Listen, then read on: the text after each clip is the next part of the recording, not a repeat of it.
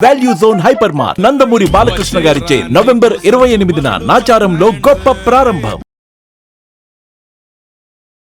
నమస్తే రమగారు. నమస్తే జయ. రమగారు, last week ఏదో ప్రయాణాలు చేసి వచ్చారు మీరు కదా, దైవ దర్శనాలు కూడా చేసుకున్నారు కదా. ఎక్కడికెక్కడికి వెళ్ళారు, ఏం చూసి వచ్చారు? ఎప్పుడు మీరు ఏం చూసి వచ్చినా అందరికీ చెప్తూ ఉంటారు కదా. అంటే ప్రత్యేకమైన దేవాలయాలు అయితే అందరికి తెలుస్తుంది కదా. అవును అని నేనే పెద్ద వీడియోలు అవి తీయను అక్కడ. అవును, ఏవో 2-3 క్యాజువల్ ఫొటోస్ మాత్రమే తీస్తాను. అది కూడా దేవాలయం కుదిరితేనే, అంత పెద్దగా చెయ్యను. కాకపోతే ఈ ప్లేస్ లో ఇవి ఉన్నాయి అని తెలిస్తే వెళ్ళినప్పుడు వీలుగా ఉంటుంది కదా అందరికి అని చెప్పడానికి. ఆ వైపు వెళ్ళినప్పుడు అది చూసి వస్తారు కదా అని. రీయూనియన్ ఉంది మా కాలేజ్ది. దానికోసమని మొన్న 10వ తారీఖు వెళ్ళాలనుకున్నాం.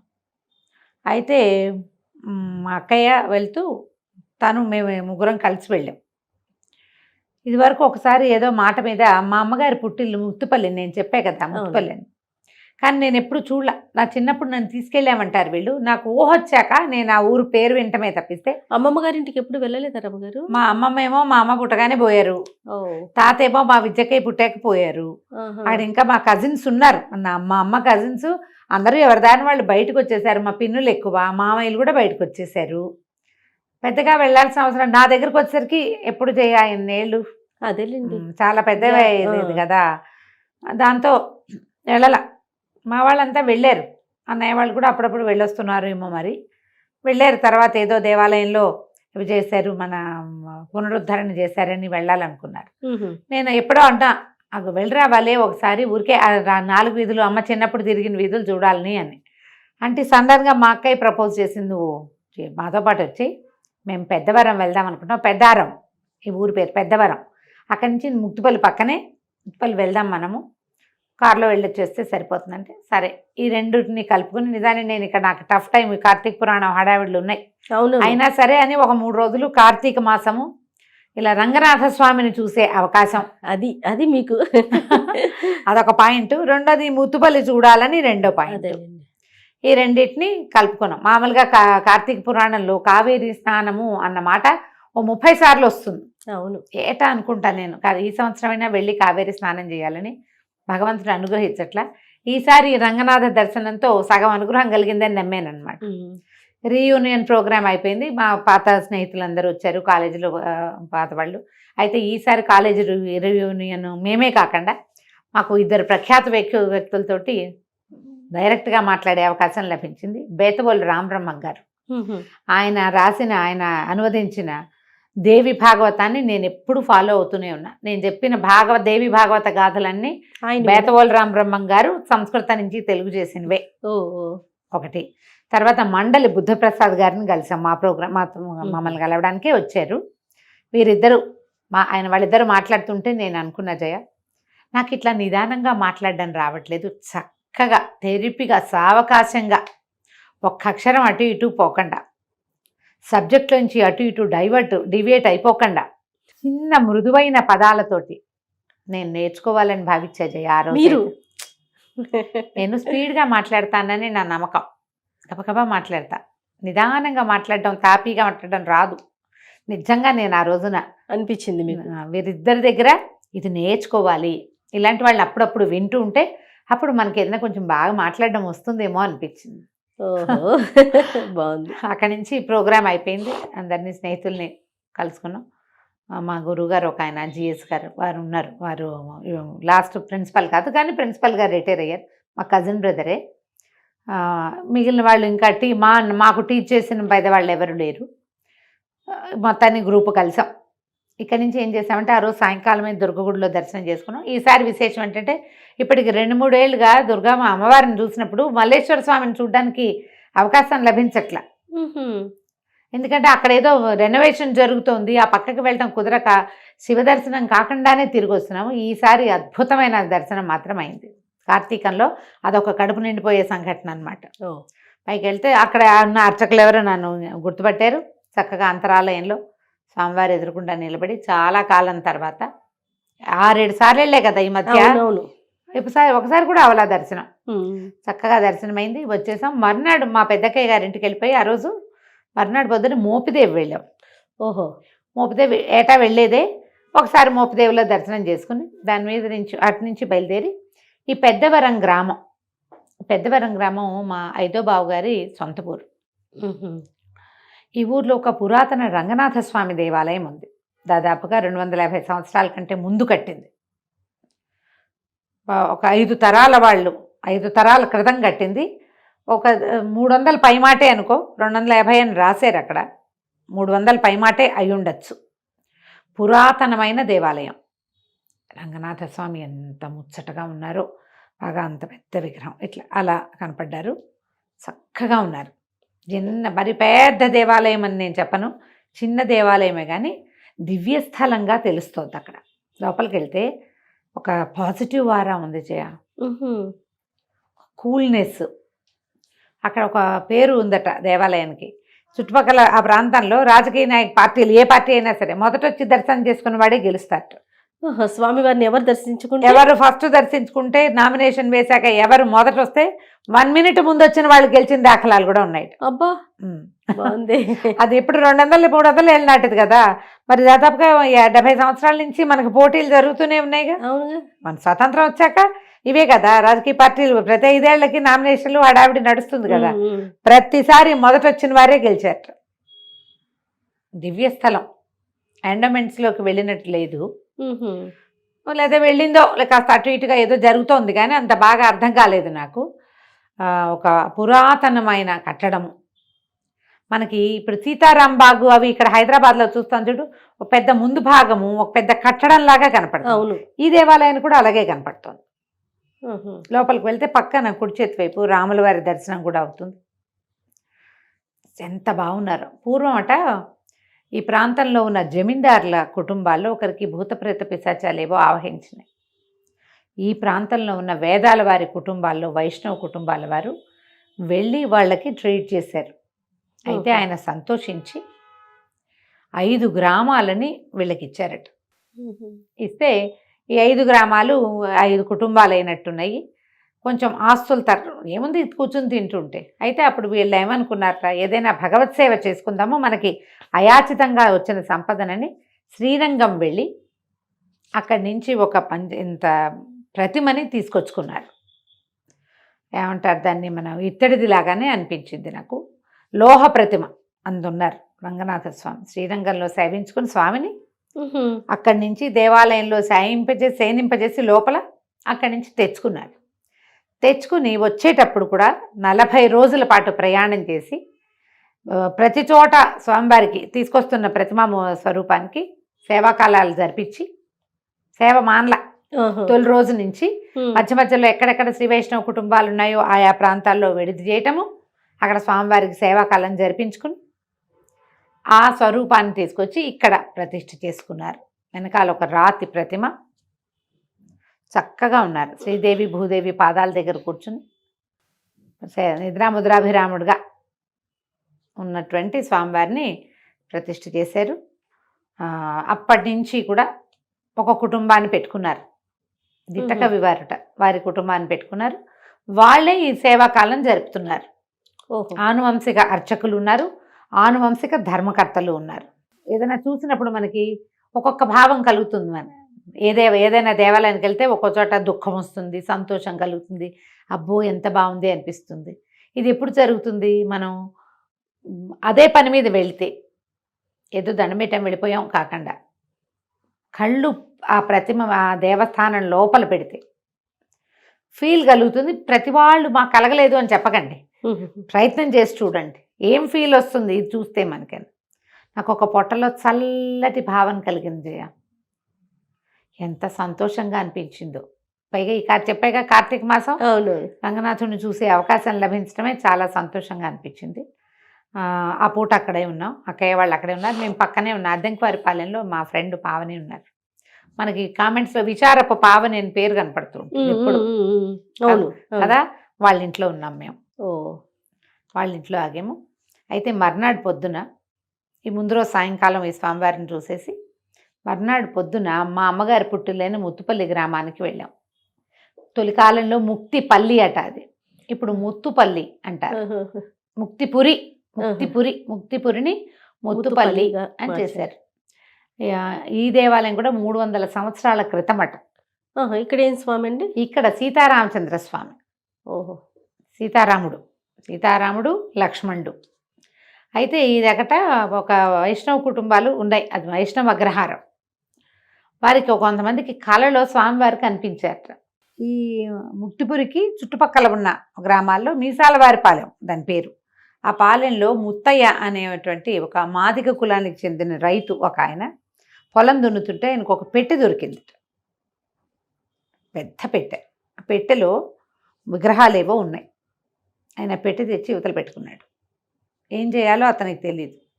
ఎప్పుడైతే అతనికి ఆ పెట్టె దొరికిందో ఇంచుమించుగా 1-2 రోజులు అటు ఇటుగా ఈ అగ్రహారీకుల్లో చాలామందికి స్వామివారి నేను మీసాలవారి పాలెంలో ఉన్నాను అని చెప్పినట్టు కల వచ్చింది. ఒకళ్ళకి కాదు, చాలామందికి వచ్చిందట. వస్తే వీళ్ళు ఆ మీసాలవారి పాలెం వెళ్ళి ఆ ముత్తయ్య అనే రైతుని అడిగితే ఆయన అన్నట్టు ఆ పెట్టె ఇస్తాను, మీ ఊరికి నా పేరు పెట్టండి అని అడిగేట. ఇస్తాను, ఇచ్చేస్తా, అతని పొలంలో దొరికింది అతనిదే కదా, కానీ ఇస్తాను కానీ నా పేరు పెట్టండి అని అడిగేట. అప్పుడు ముక్తిపురిగా ఉన్న ఈ అగ్రహారాన్ని ముత్తుపల్లిగా చేశారట. తీసుకొచ్చి ప్రతిష్ఠ చేసుకున్నారు. ఈ వైష్ణవ కుటుంబాల వాళ్ళందరూ అగ్రహారీకులంతా కూడా తమ తమ పొలాలని స్వామివారికి పేరుని రాసిచ్చారు. కొంత స్వామివారికి ఐకర్యాలన్నీ జరగాలి కదా. 300 సంవత్సరాల క్రితం నిర్మించబడిన దేవాలయం. అయితే 2003లో జీర్ణాలయ ఉద్ధరణ చేశారు. చేసి కొంచెం గుడి ఇది మార్చారు. ఇప్పుడు మొదట కట్టిన గుడి కాదు, కానీ ముత్తయ్య అనే ఆయనకి దొరికిన విగ్రహాలే ఇప్పటికీ ఉన్నాయి. అబ్బా, సీతాదేవి ఎడమ తొడ మీద కూర్చున్నది. భద్రాచలంలో ఎట్లా వామాంక స్థిత జానకి చెప్తాం కదా, వరిల సత్కోదండ దండం కరే, అది లెక్క. చక్కగా ఎడమ తొడ మీద కూర్చుంటుంది. పక్కన లక్ష్మణ స్వామి కూర్చున్నట్టుగా ఆయన విడిగా ఉన్నవి 2 విగ్రహాలు. ఆయన నుంచున్నాడు, ఈ తొడ మీద అమ్మవారు కూర్చున్నది. ఈ విగ్రహాలని ప్రతిష్ఠ చేశారు. మా అమ్మ చిన్నప్పుడు తిరిగిన దేవాలయం అటు ఇటు అంతా మారినా కూడా వాళ్ళు సేవించుకున్నది. ఇక్కడ ఒక విశేషం ఏంటంటే ఆంజనేయ స్వామి ఎంత బాగున్నారో జయ. మామూలుగా క్షేత్రపాలకులు ఎదురుంటారు కదా, గరుడాళ్ళ వారు ఉంటారు, లేదా ఆంజనేయులు కనిపిస్తారు కదా. అసలు మొహం ఎంత స్ఫుటంగా ఉందో. మామూలుగా ఈ దేవాలయాల్లో కనపడేటప్పుడు ఇట్లా మూసుకుపోయినట్టు కొంచెం దగ్గరగా ఉండి ముఖ కవళికలు కనపడవు. అసలు నిన్న మొన్న చెక్కి పెట్టిన విగ్రహంలాగా ఉంది ఆ విగ్రహం. ఎంత బాగున్నారో, భలే కళగా ఉన్నారు. చాలా విశేషంగా చక్కగా అన్ని భద్రాచలంలో జరిగినట్టుగానే ఇక్కడ కూడా ఉత్సవాలు జరుగుతాయి. భద్రాచలంలో పాటించే విధానాన్ని ఇంచుమించుగా ఇక్కడ కూడా పాటిస్తారు. నేను అక్కడికి వెళ్ళి చూసేందుకు నాకు అవకాశం లభించింది. అయితే ఈ ఊర్లో ఇంకొక విశేషం ఉంది. మాకు చిట్టుగూడూరు కాలేజీలోనే దాదాపుగా 66 దాకా చదువుకున్నారు రాఘవుడు మామయ్య అని, ఆయన ఆ ఊర్లో ఉంటారు. ఇంకా ఎప్పుడో ప్రతిష్ఠ చేయబడిన ఒక దేవాలయము, ఆయన దాని డెవలప్మెంట్లో ఆయన భాగం పంచుకుంటారు ఇప్పుడు. అయితే ఆయన ఫోన్ చేశారు, ఆ సంతాన వేణుగోపాల స్వామి దేవాలయం ఉంది, ఒకటి వెళ్దామని మా అక్కయ్య 4-5 సార్లు చెప్పింది. నేను ఇది జీవితంలో ఊహించని ఒక సంఘటన అనమాట. ముక్తిపల్లి వెళ్ళటమే నేను ఎప్పుడు ఊహించలే, అలా జరిగింది. స్వామివారిని సేవించుకున్నాం, సీతారామచంద్ర స్వామిని. అయితే చెల్లమ్మ అగ్రహారం అని ఇదివరకట ఈ ముత్తుపల్లి చెల్లమ్మ అగ్రహారం కలిసే ఉండేవి. అదొక అగ్రహారం, ముత్తుపల్లి అగ్రహారం కానీ చెల్లమ్మ అగ్రహారం కొంచెమే, ఎక్కువ దూరం ఏం కాదు, ఊర్లో ఉన్నట్టే ఉంది. ఆ చెల్లమ్మ అగ్రహారంలో ఒక విశేషమైన దేవాలయం ఉంది జయ, తాండవ కృష్ణుడి గుడి. మనం నవనీత కృష్ణుడి దేవాలయం చేస్తున్నాం, ఇది గుడిగా లేదు, తాండవ కృష్ణ ప్రతిష్ట. ఇక్కడ తాడి చెట్టులో ఆదిశేషువు వెలిశాడని చెప్తారు. పెద్ద తాడి చెట్టు ఉంది, ఆ తాడి చెట్టుకి గిలకలు రాలుతాయి కదా, తాడి చెట్ల నుంచి గులకలు అంటారు, గిలకంటారు గులకంటారు. బరకగా ఉండి ఇంత వంపులుగా ఉన్నవి రాలి పడుతుంటాయి తాడి చెట్టు. పొయ్యిలో పెట్టుకునే వాళ్ళని చేయ, నాకు తెలుసు, గులకలు చెక్కమా మండుతాయి. ఆ గిలకల్ని పొడి చేసి దీపావళి టపాసులు అవి మందుగుండు కూడతారు చూడు, ఈ పూల పొట్లాలు అవి చేస్తారు, దాంట్లో వాడేవాళ్ళు.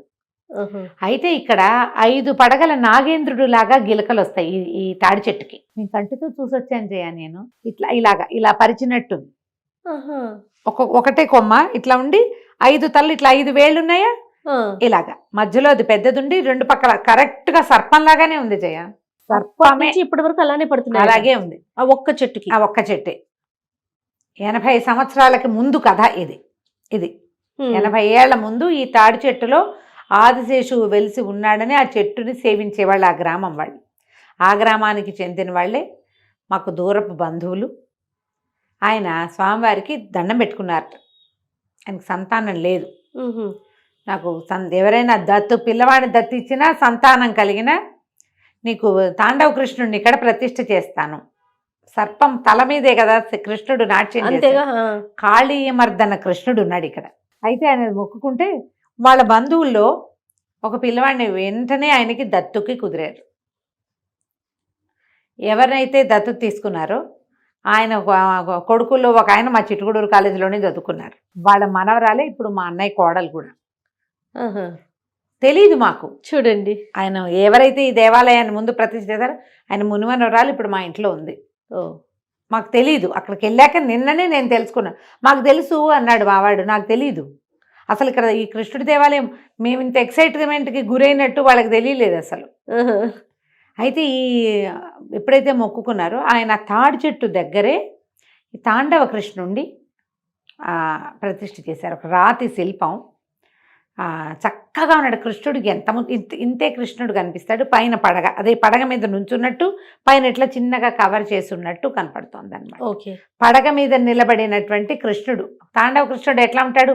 ఒక కాలు కింద, ఒక కాలు ఇట్లా పైకి లేచి తోకని చేత్తో పుచ్చుకుని అదే ప్రతిమ. అయితే తర్వాత కాలంలో ఈయన నేను చెప్పిన రాఘవాచార్యులు గారు స్వామివారికి నీడ లేకుండా ఏమీ లేకుండా ఇలా చెట్టు కింద పడి ఉన్నాడు.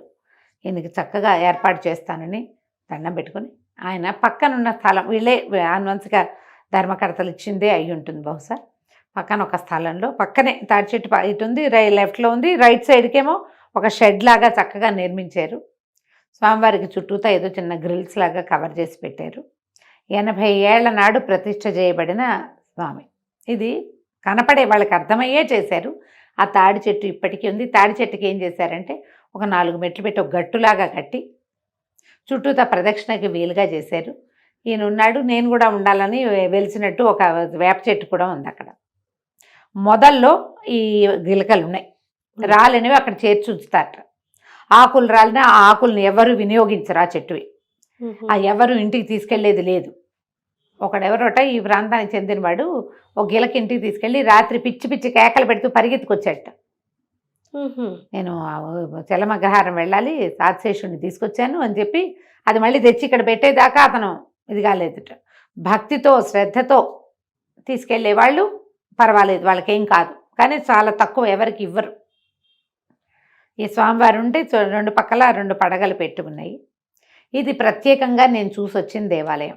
ఇక్కడ ఏంటంటే సంతానము వివాహము 2 సుసంపన్నము అవుతాయట. ఈ 70-80 ఏళ్ల నుంచి, 80 సంవత్సరాల ముందు నుంచి కూడా ఎవరైనా ఇక్కడ మొక్కుకుంటే పిల్లలు పుట్టని వాళ్ళే లేరు. అబ్బా, అంత సంతాన సాఫల్యం కలిగించగలిగే దైవం. ఎందుకంటే ఈ సర్పం పక్కనే ఉండటము. అదేనండి. ఎప్పుడు కూడా మనం చెప్పుకుంటాం కదా నాగదోషాలని. ఎప్పుడు చూడని వింత దేవాలయాన్ని నేను చూసి వచ్చాను. పెద్ద ఆలయంగా అయితే ఏం లేదు, ఒక షెడ్ లాగా కట్టి ఒక 2 అడుగులు 2 మెట్లు ఎక్కటం, పక్కన ఎత్తుగా కూర్చుని ఎవరో తెచ్చిచ్చారట ఇంత చక్కటి కృష్ణ ప్రతిమ కింద ఉన్నారు. అంటే ఉత్సవరులాగా ఉన్నారు. కొద్దిగా ఊరికి ఒక్క రవ్వ దూరంగా ఉన్నట్టుంది. రోడ్లు అవి ఉన్నాయి, ఇళ్ల మధ్యలో నుంచే వెళ్తాం. ఓకే.